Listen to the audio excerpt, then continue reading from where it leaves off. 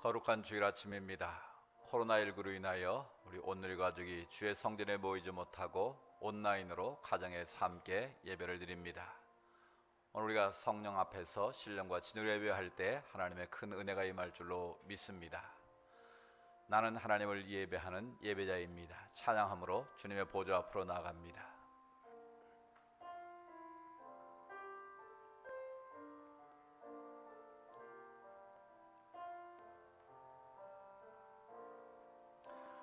나는 하나님을 예배하는 예배자입니다.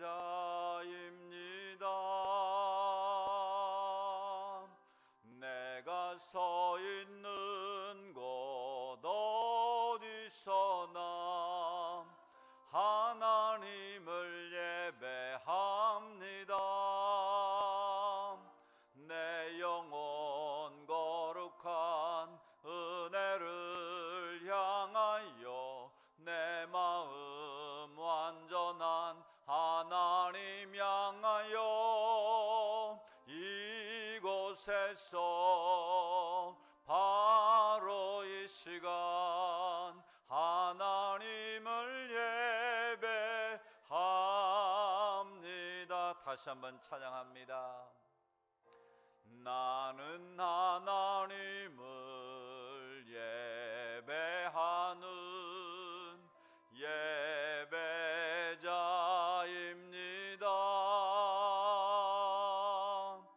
내가 서 있는 곳 어디서나 하나님을 예배합니다. 내 영혼 거룩한 은혜를 향하여 내 마음 완전한 하나님 향하여 이곳에서 바로 이 시간 하나님을 예배합니다. 내 영혼아, 네가 어찌하여 낙심하며 어찌하여 내 속에서 불안해하는가? 너는 하나님께 소망을 두라. 나는 그가 나타나 도우심으로 말미암아 내 하나님을 여전히 찬송하리로다. 아멘. 사랑과 은혜가 풍성하신 하나님 아버지, 지난 한 주간 동안도 은혜의 날개 아래 저희들의 삶을 지켜주시고 거룩한 주일 아침, 비록 주님 전에 나오지 못했지만 각 가정에서 하나님 앞에 온라인으로 예배드릴 수 있는 귀한 은총 주심을 감사합니다. 뜻하지 않은 코로나19로 인하여 하나님의 성전에 나와 예배하지 못하는 안타까움이 있지만 그럼에도 불구하고 오늘 각 가정에서 온라인으로 하나님을 예배하며 하나님을 찬양하며 주님의 보좌 앞으로 나아갑니다. 진리의 성령님, 각 예배의 장소마다 임하셔서 크신 은혜와 복을 베풀어 주시옵소서. 우리가 어디서부터 무엇이 잘못되는가를 다시 한번 깨닫는 시간 되게 하시고 우리의 마음과 힘과 뜻과 정성을 다하여 주님을 예배하는 은혜의 시간, 축복의 시간 되게 하옵소서. 주님을 사랑합니다. 주님의 이름을 높여드립니다. 성부, 성자, 성령 홀로 영광 받으시고 예배 찬 모든 주의 자녀들에게 크신 은혜를 베풀어 주시옵소서. 하나님은 영이시니 예배하는 자가 성령과 진리로 예배할지니라. 아멘. 오자비로우신 아버지 하나님, 오늘도 예배하고 우리 예배를 하나님 기뻐 받으시고 한량의 복으로 충만하게 채워 주시옵소서.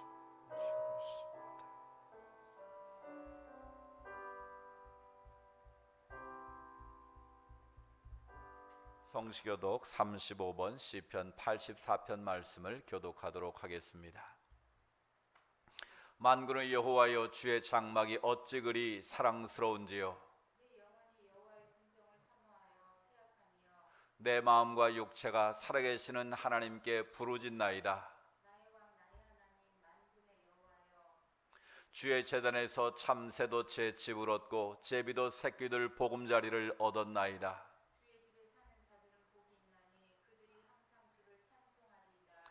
주께 힘을 얻고 그 마음에 시온의 대로가 있는 자는 복이 있나이다.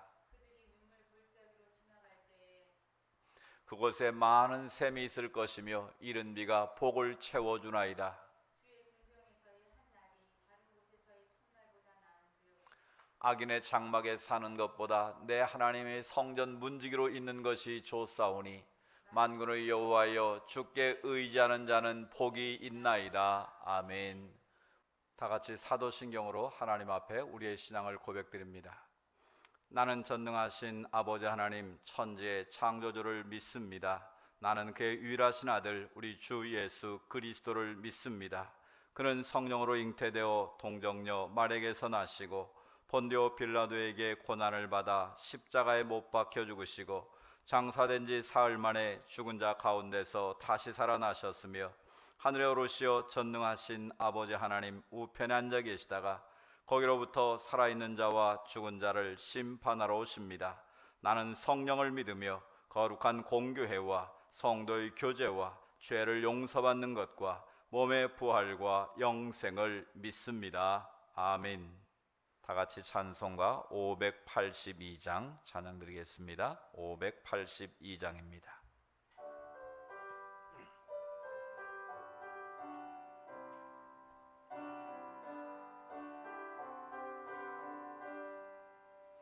어두운 밤 마음에 잠겨 역사의 어둠 짙었을 때에 계명성 동쪽에 밝아 이 나라 여명이 왔다. 고요한 아침의 나라 빛 속에 새롭다. 이미 삶 속에 얽혀 이 땅에 생명탐 놓아간다. 옥토에 뿌리는 깊어 하늘로 가지를 치솟을 때 가지 이복만을 해요. 그 열매 만민이 산다.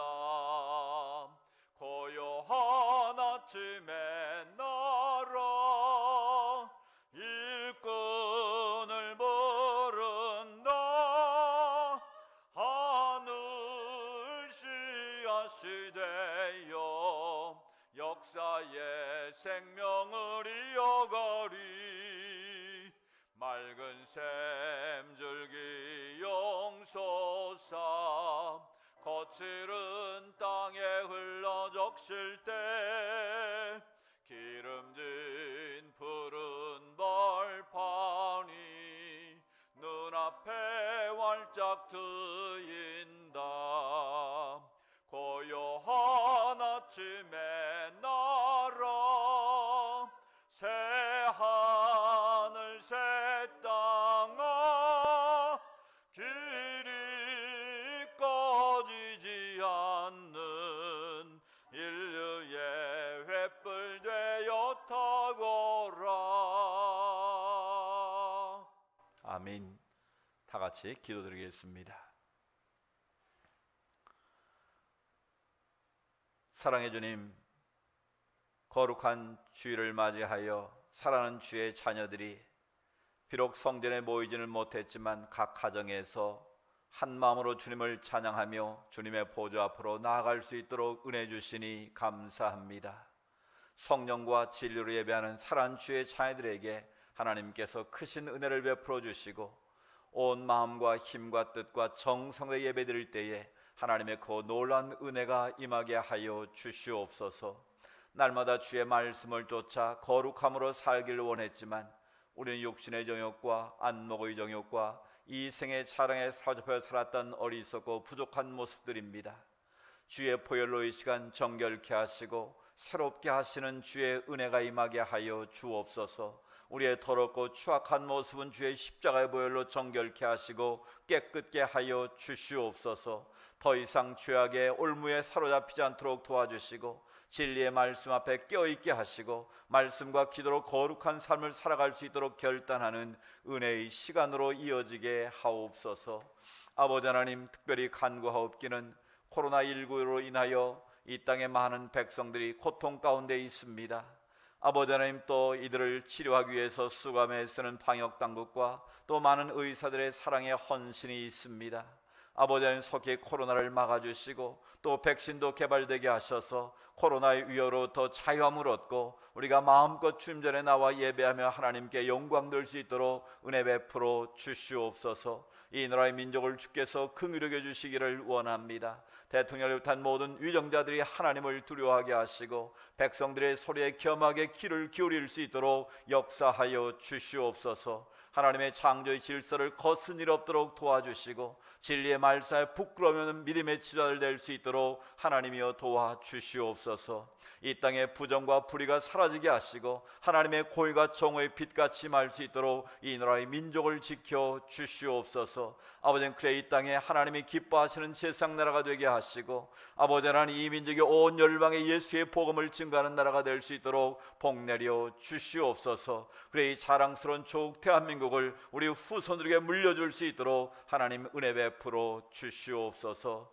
아버지는 또한 이 오늘의 제단을 위해서 기도합니다. 주님께서 피값주고 세우신 귀한 제단이오니 이 성전을 섬기는 자들이 진리의 말씀 앞에 바로 서게 하시고 땅까지로 복음의 증인되는 하나님의 선교를 감당하는 선교적 교회로 든든히 세워지게 하여 주옵소서. 이 성전에 와서 예배하는 자마다 하나님의 영광을 보게 하시고 하나님의 임재를 맛보게 하여 주시옵소서. 이 성전에서 기도할 때 하늘문을 여시고 응답하여 주시고 하나님의 거룩한 뜻을 깨달아 알 수 있도록 하나님 복 내려 주시옵소서. 아버지는 사랑하는 성들의 가정과 일터와 상업에도 복을 주시기를 원합니다. 각자의 죄에서 살아있는 하나님을 예배하는 예배자로 승리하게 하시고 하나님의 뜻을 쫓아 살아가는 인생들 될 수 있도록 하나님이여 도우시고 인도하여 주시옵소서.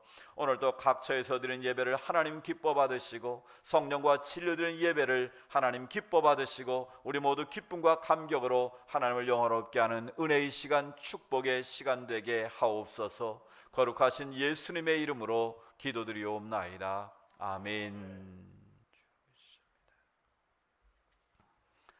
교회 소식입니다. 급증하는 코로나19로 인하여 교회 예배가 중지된 그런 가운데 있습니다. 물론 최소한의 스텝을 포함한 온라인 예배를 허용을 했지만 소그룹 모임을 비롯해서 주의 성전에 모이는 것이 자유롭지 못한 안타까움 속에 있습니다.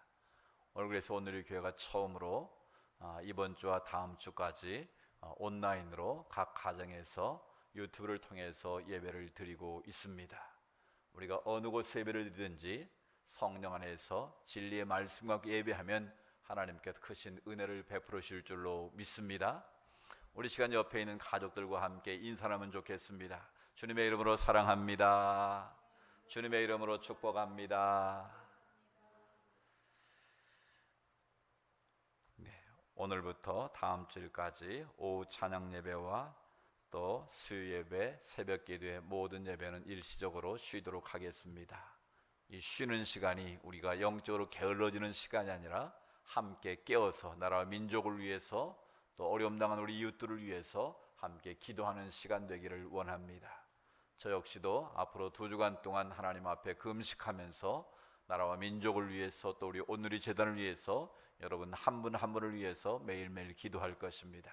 우리 오늘의 모든 가족들이 위기 때에 하나님 앞에 깨어 기도함으로 위기를 기회로 만들어가는 지혜로운 주의 청들이 다 될 수 있기를 주의 이름으로 축복합니다. 우리 찬양 50장 1절 3절 부르면서 하나님 앞에 예물 드리는 시간 갖겠습니다.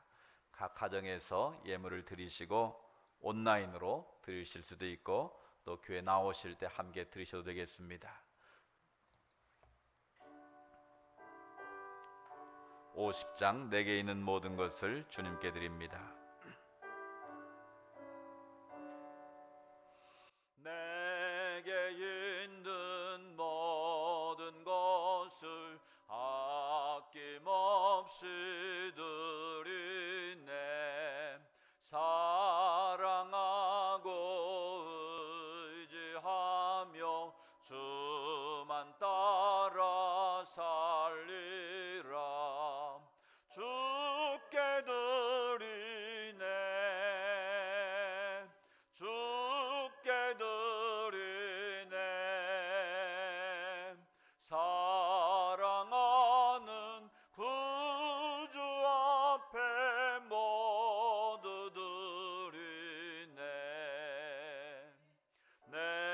내게 있는 모든 것을 주를 위해 드리네. 주의 성령 충만하게 내게 내려주소서. 주께 드리네. 주께 드리네. 사랑하는 구주 앞에 모두 드리네.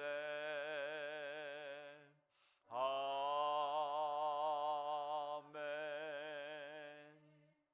드린 예물 위해서 축복의 기도를 올려드립니다.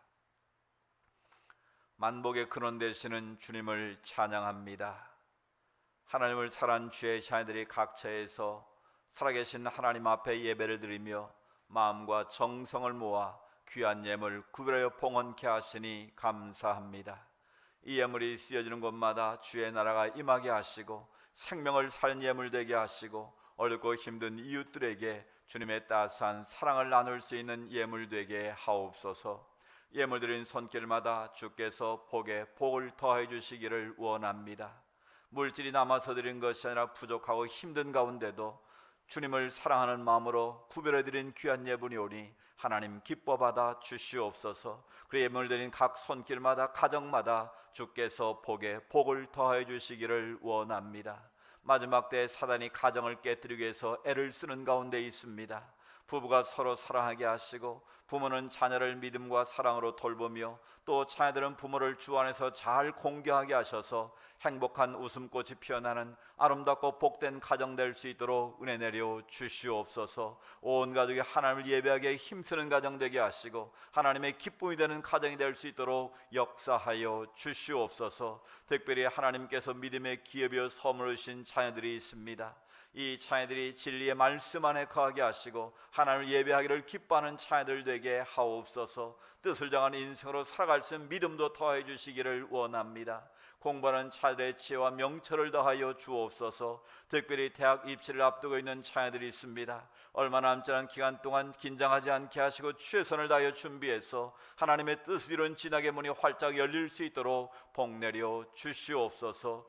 아버지는 또 취업을 위해 준비하는 자녀들에게 취업의 문을 활짝 열어 주시옵소서. 또 취업 중인 자녀들에게도 하나님께서 능력과 은사를 주셔서 어느 곳에 있든지 인정받고 칭찬받는 신실한 하나님의 사람들 되게 하옵소서. 또 결혼 앞둔 주의 자녀들이 있습니다. 하나님 예배하신 믿음의 사람들을 순적하게 만나게 하셔서 하나님께 영드는 귀한 믿음의 가정 이룰 수 있도록 복 내려 주시옵소서. 또 사랑하는 성들의 일터와 산업에도 복 주시기를 원합니다. 여러 가지 어렵고 힘든 상황 가운데 있지만 최선을 다해 일하게 하시고 섬기게 하셔서 심겨진 곳에 꽃을 피워낼 수 있는 거룩한 주의 성도들 되게 하옵소서. 그리고 모든 사람들이 인정받고 칭찬받게 하셔서 하나님께서 높여주신 그 은혜를 깊이 깨달아 알게 하시고 더욱더 하나님을 영화롭게 하는 믿음의 삶을 살게 하여 주시옵소서. 오늘 또 각 가정에서 올려드리는 믿음의 소원들이 있습니다.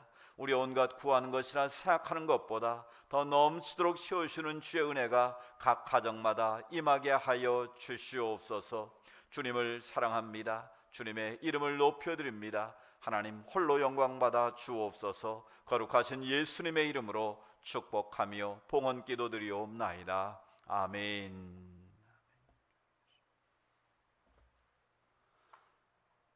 오늘 우리신 하나님의 말씀을 듣겠습니다. 다니엘서 1장 8절부터 17절까지의 말씀입니다. 구약성경 1231면입니다. 다니엘서 1장 8절부터 17절까지의 말씀 우리 다 같이 읽도록 하겠습니다. 시작. 다니엘은 뜻을 정하여 왕의 음식과 그가 마시는 포도주로 자기를 더럽히지 아니하리라 하고 자기를 더럽히지 아니하도록 환관장에게 구하니 하나님이 다니엘로 하여금 환관장에게 은혜와 긍휼을 얻게 하신지라. 환관장이 다니엘에게 이르되 내가 내 주 왕을 두려워하노라. 그가 너희 먹을 것과 너희 마실 것을 지정하셨거늘 너희 얼굴이 초췌하여 같은 또래의 소년들만 못한 것을 그가 보게 할 것이 무엇이냐? 그렇게 되면 너희 때문에 내 머리가 왕 앞에서 위태롭게 되리라 하니라. 환관장이 다니엘과 하나냐와 미사엘과 아사랴를 감독하게 한 자에게 다니엘이 말하되, 청하오니 당신의 종들을 열흘 동안 시험하여 채식을 주어 먹게 하고 물을 주어 마시게 한 후에 우리의 얼굴과 왕의 음식을 먹는 당신이 보는 대로 종들에게 행하소서 하매, 그가 그들의 말을 따라 열흘 동안 시험하더니 열흘 후에 그들의 얼굴이 더욱 아름답고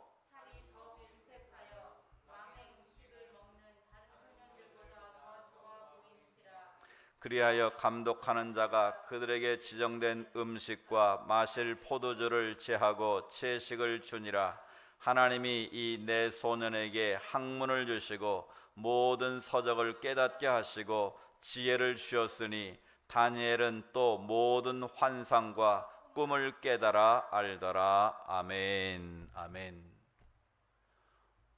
오늘 각처에서 예배하는 우리 오늘의 모든 가족들에게 주의 은혜와 평강이 가득하시기를 주의 이름으로 축복합니다. 우리 인생은 탄생과 죽음 사이에 있는 시다. 영어로 표현하면 birth, 탄생과 죽음, death, 그 사이에 시다라고 표현합니다. 그 시가 무엇일까요? 바로 choice, 선택이라는 것이죠. 즉 인생은 태어나서 죽을 때까지 무엇인가를 끊임없이 선택해야만 하는 존재다라는 뜻입니다. 우리가 무언가를 선택하려면 반드시 해야 될 또 다른 단계가 있는데요. 무엇일까요? 바로 결정을 해야 한다는 거예요. 다르게 표현하면 결단을 해야 한다라는 것입니다. 이 길로 갈 것인가 저 길로 갈 것인가, 우리 인생의 길도 내가 선택해야 되는데 그 선택에는 반드시 나의 결단이 요구된다라는 것입니다. 최초 인간이었던 아담과 하와는 하나님의 은혜 가운데 에덴 동산에서 살았습니다. 하나님의 말씀을 쫓아 살기만 하면 그들에게는 영원한 행복이 주어져 있었습니다. 그런데 어느 날 사탄이 와서 아담과 하와를 유혹합니다. 정말 하나님이 동산 중앙에 있는 선악과를 먹지 말라고 하시더냐? 네가 이것을 먹으면 눈이 밝아져서 하나님과 같이 될 것이다 라고 달콤한 유혹을 하게 되죠. 여기에서 아담과 하와는 선택의 기로에 놓이게 됩니다. 하나님의 말씀을 쫓아서 행복한 삶을 살 것인지, 사단의 유혹, 마귀의 유혹에 넘어가서 타락한 길로 걸어갈 것인지. 그런데 안타깝게도 아담과 하와는 사단이 원하는 길을 택하고 말았습니다. 하나님의 말씀을 어기고 선악과를 따먹음으로 하나님과 같이 되고자 하는 교만함에 사로잡히고 만 것이죠. 그 결과는 무엇입니까? 하나님의 길, 생명의 길, 축복의 길이 아닌 사단의 길, 마귀의 길, 저주의 길을 선택함으로 말미암아 그들은 에덴 동산에 쫓겨나게 되었고 죄가 세상에 들어오게 되었고 그들은 평생을 고통당해야 되는 안타까운 상황 속에 빠지게 된 것이지요. 이처럼 우리 인생은 아담과 하와부터 오늘 이 시대까지 끊임없는 선택 가운데 살아야 하는 존재입니다. 그 올바른 선택을 위해서는 무언가 우리는 반드시 결단을 해야 할 때가 있다는 것입니다. 예수님 역시도 결단의 때가 있으셨습니다. 40일을 금식하고 난 후에 마귀가 와서 돌로 떡을 만들어 먹으라고 유혹을 했습니다. 여러분 3일만 금식을 해도 힘든데 40일을 금식한 후에 돌로 떡을 만들어 먹으라는 유혹이 얼마나 달콤하겠습니까? 그런데 예수님께서는 그 순간에 마음에 결단을 하십니다. 마귀의 유혹에 넘어가서 육신의 배를 채울 것인가, 아니면 하나님의 말씀을 쫓아 순종할 것인가? 주님은 이렇게 말씀하시죠. 사람이 떡으로만 살 것이 아니요 하나님의 입에서 나오는 말씀으로 살 것이니라. 아멘. 예수님은 그 유혹의 순간에 마귀와 사단의 길을 선택하지 아니하시고 하나님의 말씀대로 살아야 될 그 말씀을 붙잡기로 결단하시고 하나님의 길을 선택하셨다라는 것입니다. 예수님께서는 주님을 따르는 모든 주의 자녀들에게 넓은 길로 가지 말고 좁은 길로 가라고 말씀하십니다.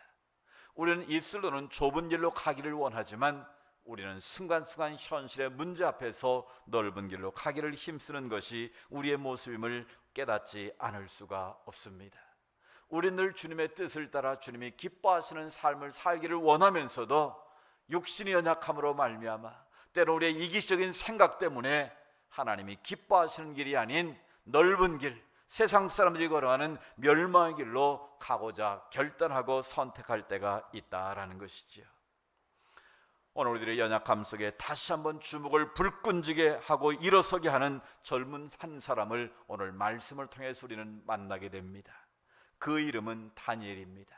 다니엘은 BC 605년경에 바벨론 포로로 끌려갑니다. 그는 바벨론의 왕실 장학생으로 선발되어서 바벨론의 뛰어난 학문과 언어와 문화 정치를 배우는 출세길이 활짝 열립니다. 그러나 그는 자신의 입신양면을 위해서 현실에 안주하지 않습니다. 그는 하나님 앞에 뜻을 정하고 좁은 길을 선택합니다. 그리고 이방 나라 가운데 하나님의 살아계심을 선포하는 영향력이 있는 하나님의 사람이 됩니다. 모든 역경과 환난을 이겨 승리하는 인생의 역전 드라마를 우리에게 보여줍니다. 다니엘의 인생 승리의 비결이 무엇일까요? 그 해답이 바로 오늘 본문 8절 말씀에 기록되어 있습니다.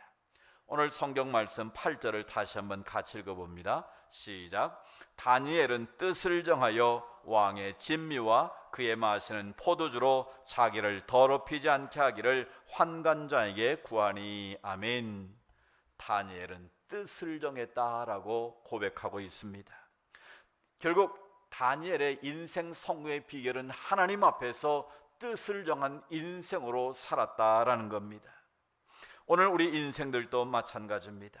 하나님 앞에서 뜻을 정하고 사는 인생은 반드시 승리합니다. 살아계신 이것이 바로 하나님의 약속이요 축복입니다. 어떤 인생길을 걸어간다 할지라도 하나님 앞에 뜻을 정하고 하나님의 말씀 따라 살아가는 인생들은 하나님이 반드시 축복하시고 그 인생을 승리케 하시는 줄로 믿습니다. 그럼 우리들이 하나님 앞에 뜻을 정하는 인생으로 살려면 어떻게 해야 될까요? 오늘 성경은 세 가지를 우리에게 가르쳐 줍니다. 하나님 앞에 뜻을 정한 인생으로 바르게 살려면 어떻게 살아야 되는가? 첫 번째로 유혹을 물리쳐야 합니다. 주전 605년경 바벨론의 느부갓네살 왕은 예루살렘을 공격해서 성전과 성벽을 무너뜨리고 수많은 포로들을 끌고 갑니다. 그리고 정복한 지역을 다스리기 위해서 회유 정책을 씁니다. 포로들 가운데 젊은 인재들을 뽑아서 교육을 시킨 후에 그들을 다시 자기 나라로 파송해서 바벨론 제국의 방침을 따라 나라를 다스리게 한 것이죠. 이때 바벨론 왕실 장학생으로 선발된 사람이 바로 다니엘과 그의 세 친구입니다. 이것은 당시 최고의 학문과 언어를 배울 수 있는 굉장한 특권이었던 것이죠. 학문을 사랑하는 젊은이들에게는 이보다 더 좋은 기회가 있을 수 없습니다. 3년의 연수기간이 끝나면 바벨론 지역의 고급 공무원이 되는 것이죠. 이들은 왕의 특별한 배려로 왕이 먹는 음식을 먹을 수 있습니다. 왕이 마시는 포도주를 먹을 수 있는 특권이 주어집니다. 이스라엘 땅에서는 한 번도 보지도 먹어보지도 못한 그 각종 산의 진미의 음식을 맛볼 수 있는 특권이 그들에게는 있었다는 것이죠. 포로의 신분으로 이보다 더 큰 행운이 어디 있겠습니까? 누가 봐도 다니엘은 출세길이 활짝 열린 사람입니다. 그런데 여기에는 한 가지 함정이 있습니다. 여호와 하나님을 섬기는 신앙을 포기해야 한다는 것이죠.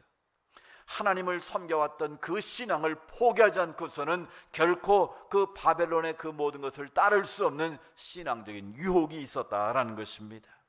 바벨론 왕실 제공하는 프로그램을 따라가면 출세길은 보장될지 모르지만 지금까지 섬겨왔던 하나님 신앙, 여호와의 신앙을 포기해야만 한다는 것이죠. 실제로 다니엘과 세 친구의 다른 젊이들은 모두 이 유혹에 넘어가고 맙니다. 그래서 저들은 하나님을 뒤로하고 이방 신 앞으로 나아갔던 것이죠. 그러나 다니엘은 오늘 말씀처럼 하나님 앞에 뜻을 정했습니다. 왕이 제공하는 산의 진미 궁중 요리를 거부합니다. 그는 공중유리에 알레르기가 있어서가 아닙니다. 그가 결코 채식주의자도 아닙니다. 식욕이 왕성한 젊은이로서 지금까지 맛보지 못했던 그 궁궐의 산의 신미를 맛볼 때 얼마나 큰 기쁨이고 특권이었겠습니까? 그러나 다니엘은 하나님을 섬기는 자로서 우상에게 바치는 왕의 제물을 결코 먹을 수 없다는 결단을 한 것입니다. 하나님 앞에 뜻을 정하고 그 뜻을 이루기 위해서는 수많은 유혹을 물리쳐야 합니다. 그 유혹의 물결에 휩쓸리면 세상적으로는 성공할지 모르지만 하나님 앞에서는 실패할 수밖에 없습니다. 결국은 타협과 양보로 신앙을 잃어버리게 되는 것이죠. 미국의 황해지대에는 아주 독성이 강한 방울뱀이 산다고 합니다. 이 뱀은 무서운 독을 가지고 있어 한번 물리기만 하면 치명적인 독을 발하기 때문에 죽는다는 것이죠. 그런데 이 방울뱀이 다람쥐를 잡는 방법이 아주 독특하다고 합니다. 먼저 꼬리를 흔들어서 소리를 낸답니다.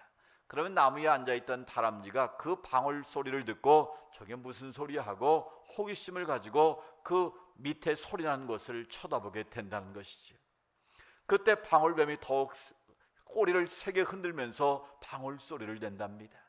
신기한 듯이 다람쥐는 그 방울뱀 소리를 듣다가 그만 중심을 잃고 떨어지게 되면 밑에 입을 벌리고 있던 방울뱀이 다람쥐를 삼켜 버리게 된다는 것입니다. 오늘 우리가 살고 있는 이 시대에도 이런 많은 유혹들이 있습니다. 방울뱀의 방울소리를 듣고 호기심에 발동한 다람쥐처럼 우리는 세상의 소리에 귀를 기울일 때가 많습니다. 그러나 그 세상의 소리 속에는 마귀의 음흉한 유혹이 있다는 것을 우리는 알아야 합니다. 온갖 타락한 문화와 세속적인 물질 문명이 우리에게 달콤한 소리를 들려줍니다. 우리에게는 매혹적인 음료로 가장을 하고 다가와서 금전의 포도주를 마시라고 합니다.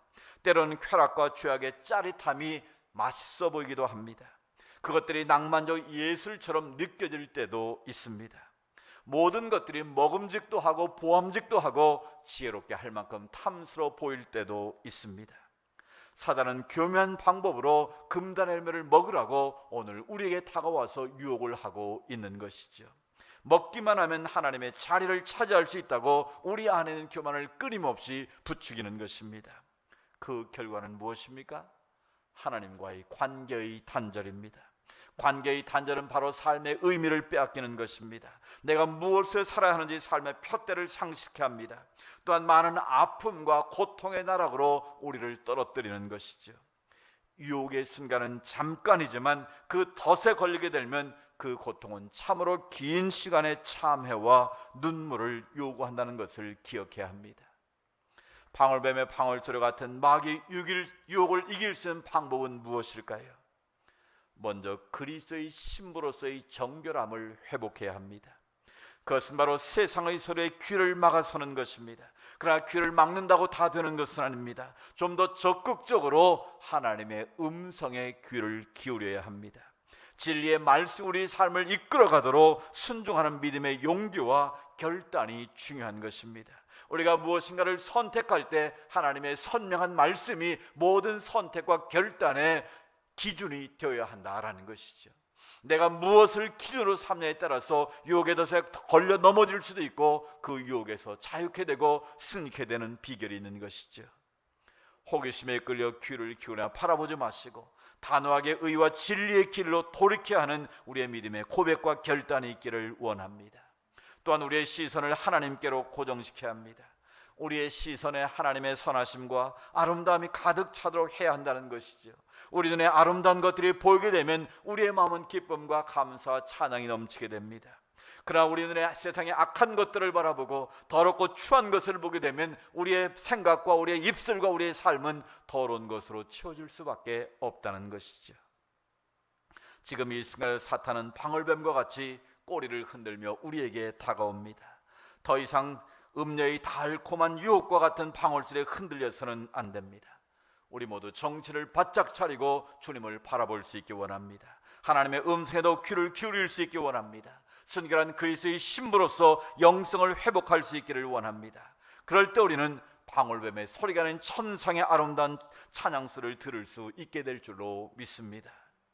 두 번째로 뜻을 정하는 인생으로 승리하기 위해서는 순간순간 다가오는 핍박을 이겨내야만 합니다. 사실 다니엘에게 있어서 음식을 거절한다는 것은 곧 죽음을 의미할 수 있습니다. 왕의 명령을 거역한 것이기 때문이죠. 그러나 다니엘은 뜻을 정했습니다. 죽으면 죽으리란 결단을 하고 끝까지 하나님 앞에 신앙을 지키기로 결단을 한 것이죠. 하나님 앞에 뜻을 정하고 살기 위해서는 때때로 많은 대가를 지불해야 합니다. 좁은 길로 걸어갈 때는 그 길은 고난의 길이기에 때로는 우리가 치러야 될 남다른 그런 대가가 있다라는 것입니다. 우리가 걸어가는 십자가의 길은 결코 만만한 길이 아닙니다. 우리가 예수를 믿음으로 구원은 받았지만 구원받은 자의 삶, 구원 얻은 하나님의 백성으로서의 삶은 결코 쉬운 길이 아니라는 것입니다. 그래서 주님께서 누구니 나를 따르려면 자기를 부인하고 자기 십자가를 지고 나를 따르라고 말씀하십니다. 십자가를 지고 주님을 따른다는 말씀이 무엇이겠습니까? 그 길은 꽃길이 아니라 고난의 길이요, 좁은 길이요, 가시밭길임을 우리에게 말씀하는 것입니다. 일제시대 신사참배를 끝까지 거부하다가 옥고를 치르고 감옥에서 순교하신 주기철 목사님의 일사각오라는 감동적인 설교 말씀이 있습니다. 일사각오라는 설교 말씀의 한 토막을 여러분에게 읽어드리도록 하겠습니다. 그리스도인은 살아도 그리스도인답게 살고 죽어도 그리스도인답게 죽어야 합니다. 죽음이 두려워 예수를 버리지 맙시다. 풀의 꽃같이 시들어버릴 목숨 때문에 예수를 버리지 맙시다. 풀의 꽃같이 시들어버릴 목숨을 아끼다가 지옥에 떨어질까 두렵습니다. 더럽게 무릎 꿇고 사는 것보다 차라리 죽고 또 죽어 주님 향한 정절을 지켜야 합니다. 다만 나에게 일사각오의 결의가 있을 뿐입니다. 이 몸이 시들기 전에 주님 앞에 제물이 되겠습니다. 주님이 한 십자가 고난 피하였다가 이 다음 주님 앞에 서서 어찌 주님 얼굴 배우리까? 그런 거로 나에게는 일사각오가 있을 뿐입니다. 아멘. 주기철 목사님은 그 감옥에서 목숨을 걸고 내가 언젠가 주님 앞에 서야 될 터인데 어찌 내가 신앙의 변절을 하고 내 목숨 살기 위해서, 풀같은 내 목숨 유지하기 위해서 신앙을 버릴 수 있겠느냐고 하나님 앞에서 믿음의 고백과 결단을 설교 말씀으로 들려주고 있는 것입니다. 그 일사각오가 마침내 순교의 제물이 되고 오늘 우리에게 다시 한번 하나님 앞에 믿음으로 결단할 수 있는 그런 신앙의 용기를 주고 있는 것이죠. 때때로는 신앙의 절개를 지키다가 큰 손해를 볼 수도 있습니다. 심지어 죽음에 이를 수도 있습니다. 때로는 주변의 친구들로부터, 세상의 친구들로부터 왕따를 당할 수도 있습니다. 그러나 적어도 예수를 따르는 하나님의 백성들은 이 왕따의 개념을 새롭게 해야 됩니다. 세상의 왕따는 비록 괴로움과 아픔이 있지만 주님을 따르기 위한 거룩한 왕따는 하나님의 기쁨이 되고 하나님이 주시는 영광의 멸관이 될 수도 있다는 것입니다. 제가 말하고자 하는 왕따는 무엇일까요? 왕을 따르는 사람들, 그게 바로 그리스도인의 왕따의 모습입니다. 같이 한번 해볼까요? 왕을 따르는 사람들. 우리는 그리스도 앞에서 왕따를 당해야 한다는 것이죠. 세상 속에서 우리가 주님을 따라 살기 위해서는, 때로는 왕을 따르기 위해서는 거룩한 그런 따돌림이 필요할 때도 있다라는 거예요. 세상 사람들이 말하는 대로, 세상 사람들이 요구하는 대로 다 따라가다 보면 결국은 유혹의 덫에 걸릴 수밖에 없고 하나님이 원하시는 십자가의 길을 걸어가지 못할 수도 있다라는 것입니다. 우리 모두 주님이 주시는 십자가의 길을 걸어가기 위해서 이 세상 가운데서 거룩한 왕따가 될 수 있기를 축복합니다. 그래서 어떤 대가로도 주님을 위해서라면 기꺼이 지불하겠다는 그런 믿음의 고백과 결단으로 나아갈 때 하나님께서 그 인생을 지켜주시고 보호하시는 놀라운 은혜가 임할 줄로 믿습니다. 마지막으로 뜻을 정하는 인생은 하나님 앞에서 바르게 살아야 합니다. 다니엘 6장을 보면 다리오 왕이 정부 제도를 재정비하는 이야기가 나오고 있습니다. 그 다리오 왕 밑에 3명의 총리가 있습니다. 그 밑에 고관 120명이 전국을 다스리고 있습니다. 이때 다니엘이 그 3 총리 가운데 가장 으뜸이 되는 총리로 발탁이 됩니다. 그런데 3절을 보면 이렇게 말씀합니다. 다니엘서 6장 3절에 보면 다니엘은 마음이 민첩하여 총리들과 고관들의 뛰어남으로 왕이 그를 세워 전국을 다스리게 하고자 한지라. 아멘. 전국을 다스릴 수 있는 3명의 총리가 있었는데 직제를 정비하면서 다시 한번 다니엘을 3명 가운데 가장 으뜸이 되는 첫 번째 총리로 그를 임명코자 했다라는 거예요. 왜 그렇게 했습니까? 세 총리 가운데 다니엘이 탁월함이 으뜸이 되었기 때문 아니겠습니까?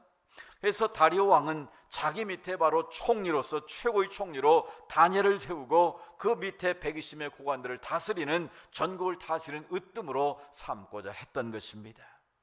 그런데 여기서 문제가 일어납니다. 유다 땅에서 바벨론 포로로 잡혀온 포로 청년이 비록 황실장학생으로 바벨론의 학문을 공부했고 총리 자리에 올랐지만 바벨론 백성이 아닌 이방 나라 백성이 최고의 자리에 오른다는 것이 납득이 될 리가 없었습니다. 세상적으로 그를 왕따를 시키고 그를 모함해서 넘어뜨려고 했던 것입니다. 그래서 그들이 음모를 꾸밉니다. 다니엘의 비리를 캐서 다니엘을 떨어뜨리고 자기들이 총리가 되고자 온갖 권모설수를 부리기 시작합니다. 음모를 꾸미기 전에 먼저 다니엘의 뒷조사를 합니다. 어떤 오류나 허물이나 죄가 있으면 그것을 알려서 다니엘을 단숨에 쓰러뜨리고자 하는 그런 계략입니다. 그런데 다니엘서 6장 4절을 보십시오. 성경은 이렇게 다니엘의 인생을 기록합니다. 이에 총리들과 고관들이 국사에 대하여 다니엘을 고발할 근거를 찾고자 하였으나 아무 근거 아무 허물도 찾지 못하였으니 이는 그가 충성되어 아무 그릇됨도 아무 허물도 없음이더라. 아멘. 오늘날로 말하면 청문회가 열렸다는 거예요. 다니엘을 총리로 세우기 위해서 청문회가 열렸는데 다니엘의 모든 삶을 뒷조사를 해보니까 아무 근거 아무 허물도 찾지 못했다는 거예요. 그가 충성되어 아무 그릇됨도 아무 허물도 없었다라고 성경은 기록합니다. 즉 다니엘은 하나님 앞에서 정직하게 살았고 바르게 살았고 충성되게 살았다는 것을 보여줍니다. 그래서 아무리 뒷조사를 하고 아무리 그를 음해해서 넘어뜨리려고 했지만 아무도 그를 넘어뜨릴 수가 없었다는 것입니다. 우리나라를 보십시오. 장관을 세우고 나라에 어떤 귀한 인물을 세우고자 국회 청문회를 하지 않습니까? 그런데 그 청문회의 벽을 넘지 못하고 온갖 수모를 당하고 중간에 낙마하는 안타까운 일을 우리는 종종 보고 있지 않습니까? 오늘 이 시대 이 민족 가운데도 다니엘과 같은 그런 하나님의 리더십이 세워질 수 있기를 축복합니다. 또한 그런 사람들이 이 땅 가운데 많이 나올 수 있기를 위해서 우리가 함께 기도해야 될 줄로 믿습니다. 다니엘은 하나님 앞에 뜻을 정한 인생으로서 하나님 앞에 바르게 살았기에 그는 누구에게도 허물 잡히지 않고 나라를 다스리는 가장 탁월하고 위대한 총리로 하나님 앞에 쓰임받게 된 줄로 믿습니다. 사랑하는 오늘과 여러분, 하나님 앞에 뜻을 정한 인생이 될 수 있기를 축복합니다. 우리가 하나님 마음에 합하게 살려고 뜻을 정하면 하나님께서 그 인생을 반드시 축복하십니다. 하나님의 그 뜻을 인정하시고 그의 모든 삶을 책임지시고 보호해 주시는 줄로 믿습니다. 10일 동안 왕의 진미를 거부하고 채식을 한 다니엘과 세 친구들의 얼굴이 어땠습니까? 비록 그들은 왕이 주는 산의 진미를 먹지 않았지만 그들의 얼굴은 빛이 났다고 성경은 기록하고 있습니다. 그뿐만이 아닙니다. 17절에 보면 하나님이 이 내 손에게 지식을 얻게 하시며 모든 학문과 재주에 명철하게 하신 외에 다니엘은 이 또 모든 이상과 몽조를 깨달아 알더라. 아멘. 하나님의 뜻을 따랐던 다니엘과 세 친구들은 하나님께 주시는 탁월한 지혜가 있었다는 것입니다. 또 모든 이상과 몽조를 깨달아 알더라. 즉 하나님 주시는 탁월한 영감과 능력을 가지고 인정받는 하나님의 사람들이 될 수 있었다는 것입니다. 그렇습니다. 하나님 앞에 뜻을 정한 인생으로 인생을 살아가면 하나님께서 그에게 탁월한 지혜와 능력과 리더십을 더하시는 줄로 믿습니다. 모든 이상과 몽조를 깨달을 수 있는 영감을 주시고 통찰력을 우리 가운데도 허락하시는 줄로 믿습니다. 하나님의 시간 우리 가운데 결단을 요구하십니다. 하나님이 기뻐하시는 믿음의 길을 선택할 것인지 아니면 사단이 유혹하는 세상의 잘못된 길을 선택할 것인지 그 선택에 대한 책임은 바로 우리 자신들에게 있습니다. 코로나19로 인하여 우리는 선택과 결단의 갈림길에 서 있습니다. 비록 우리가 하나님의 성전에서 마음껏 예배하지 못하는 안타까움이 있지만 우리의 삶의 자리를 다시 한번 되돌아보고 나는 믿음의 길을 계속 걸어갈 것인지 아니면 세상과 타협해서 사탄이 좋아하는 길을 선택할 것인지 하나님은 오늘 이 시간 우리가 결단하기를 원하고 계십니다. 다니엘처럼 뜻을 정한 인생이 되셔서 우리 모두 하나님이 기뻐하시는 믿음의 길, 승리의 길, 축복의 길을 선택해서 하나님을 영화롭게 하고 이 세상에 선한 영역을 발휘할 수 있는 믿음의 귀한 일꾼들, 믿음의 청지 될 수 있기를 주님의 이름으로 축복합니다. 기도합니다.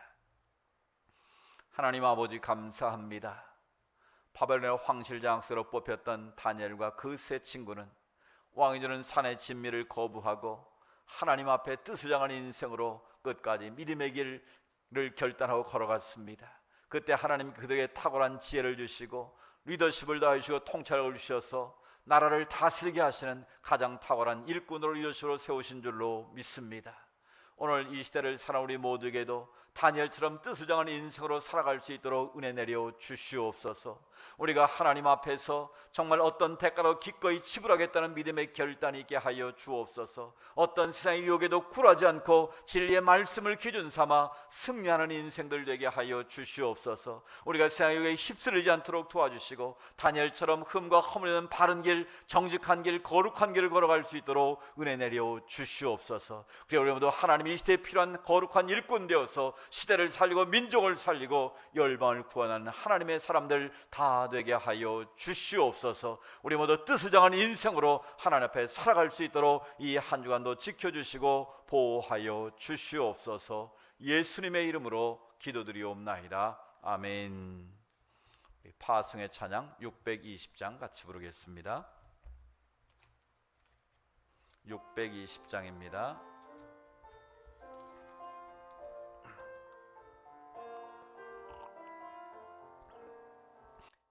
여기에 모인 우리 주의 은총 받은 자여라. 주께서 이 자리에 함께 계심을 아노라.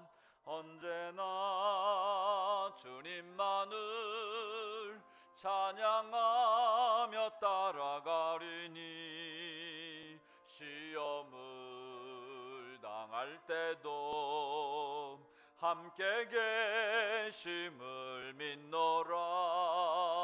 이 믿음 더욱 굳세라. 주가 지켜주신다. 어두운 밤에도 주의 밝은 빛 인도하여 주신다. 3절입니다. 여기에 모인 우리 사랑받는 주의 자녀라. 주께서 뜻하신 바 우릴 통해 펼치신다.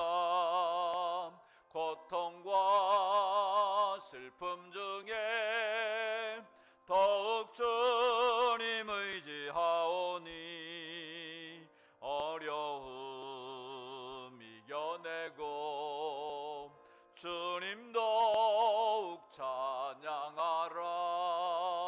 이 믿음 더욱 굳세라. 주가 지켜주신다. 어두운 밤에도 주의 밝은 빛 인도하여 주신다. 아멘. 축복합니다. 여호와는 내게 복을 주시고 너를 지키시기를 원하며 여호와는 그 얼굴을 내게 비추사 은혜 베푸시기를 원하며 여호와는 그 얼굴을 내게로 향하여 드사 평강 주시기를 원하노라.